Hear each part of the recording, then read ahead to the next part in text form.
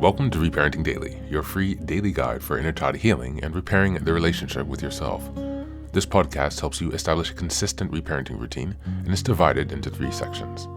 The first is the daily reading, the second is a discussion of the reading, followed by suggested journal prompts, and the last section is peaceful binaural beats meditation for closing. Good morning, good afternoon, and good evening from whenever and wherever you're joining us. I'm so glad that you could join us on this journey of self-expansion. If this is your first time here, welcome. As a celebration of passing episode 700, I've opened a free membership tier for the Patreon community so you can access additional resources and join the weekly Zoom calls for free. I know there's a lot going on in the world right now and that so many people are really struggling. My hope here is to still encourage others to continue the work on reparenting and to offer a free community where people can come together and do that.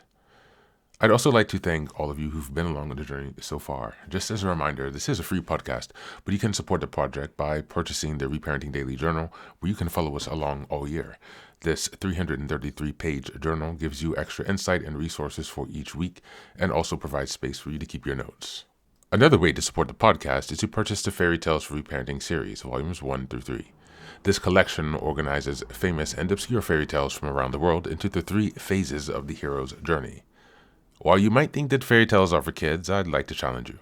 These stories contain profound truths and lessons carried down over millennia that we can use in our reparenting journey. It's a fun way to reconnect with your inner child. Each volume comprises 10 fairy tales. They include an analysis section to help you dive deeper into the message, as well as journal prompts and space to reflect on the story's meaning in your life. Lastly, you can also support the project by taking a paid Patreon subscription, by purchasing the books on the website, or by donating via Buy Me a Coffee. You can find all this information on the Support Us section of the website. So now, with these announcements out of the way, let's dive into today's practice. Today's reading is an article entitled How to Build a More Supportive Routine When Life Feels Overwhelming. Just as a reminder, we are in April, and the theme for this month is developing structure and discipline. We're in week 2, and the theme for this week is building supportive routines. As always, you can find the link in the show notes if you'd like to read this article later. How to build a more supportive routine when life feels overwhelming. When life starts coming at you from every direction, even simple tasks can feel strangely heavy. The laundry piles up, messages go unanswered, meals become random, sleep gets pushed around. Before long, the day feels like you're trying to survive instead of living. This is usually the moment when people think they need a total reset. Most of the time, they do not. What helps is building more routine that supports you when your energy, focus, and bandwidth are not at their best. Start smaller than you think you should. A supportive routine is not a perfect solution, color-coded down to the hour. It is a set of repeatable actions that make the day feel steadier. This is one reason a virtual outpatient program can appeal to people who need structure without putting everything else on hold. When life already feels crowded, support often works better when it fits into the shape of your day instead of asking you to rebuild your entire life overnight. The same idea applies to your personal routine. Start with a few anchors you can return to consistently, even on hard days. Think wake-up time, one real meal, one short walk, one check-in with someone you trust, and one clear bedtime cue. Research on a daily routine helps us feel better. Research on daily routine helps us feel better. Points to the calming. I think there's a typo here. Research on a daily routine helps us feel better. Points to the calming effect of regular habits, especially during stressful periods when your mind is already overloaded. Focus on what reduces friction. When you feel overwhelmed, the problem is not always motivation. Often it's friction. Too many decisions, too many transitions, too many things asking for your attention at once. Build in regulation, not just productivity. A lot of routines fail because they're built entirely around output. They tell you when to work, clean, answer emails, and catch up. They do not tell you how to come back to yourself. Supportive routines make room for regulation. That could mean a walk around without your phone, 10 quiet minutes before the house wakes up, a stretch in the afternoon, or a short ritual that signals the workday is over. Many experts who discuss stress relief activities that work emphasize that calming your nervous system often starts with simple, repeatable practices rather than dramatic lifestyle changes. In other words, your routine should not just help you get more done, it should help you feel more grounded while you're doing it. Let the routine flex with real life.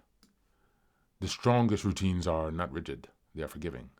Some days your full version might include exercise, meal prep, journaling, and a focused work block. On a rougher day, the win might be getting dressed, drinking water, or showing up for one important commitment. Both count. A supportive routine should give you something to return to, not another way to feel like you failed. When life feels overwhelming, do not ask your routine to make you perfect. Ask it to make things a little easier to carry. Start with what steadies you. Repeat what helps, and let the system grow from there. Thank you. That's the reading for today. As a reminder, since this was so good, you can find the link in the show notes to check it out in your own time.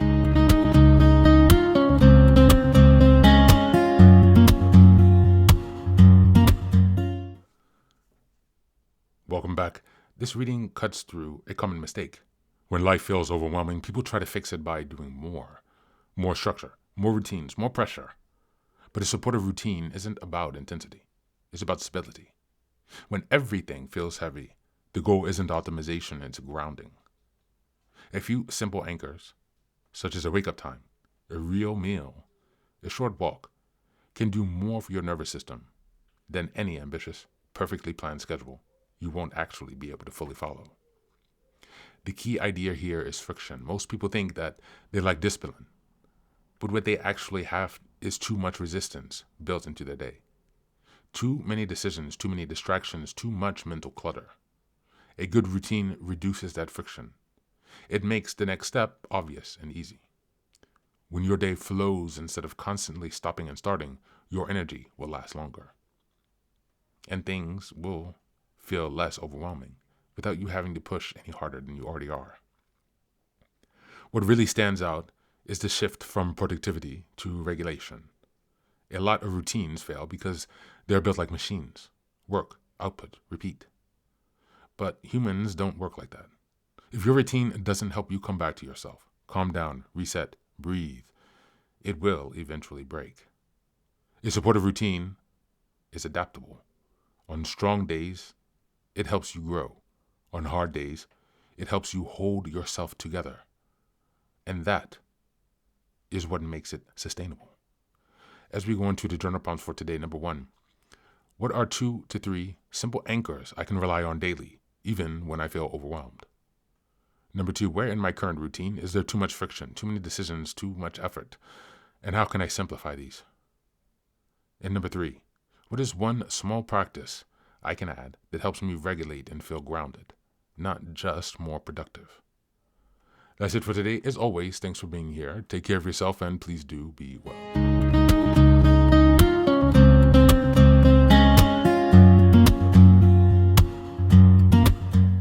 Welcome back. Now, this is the third and final section of the daily podcast.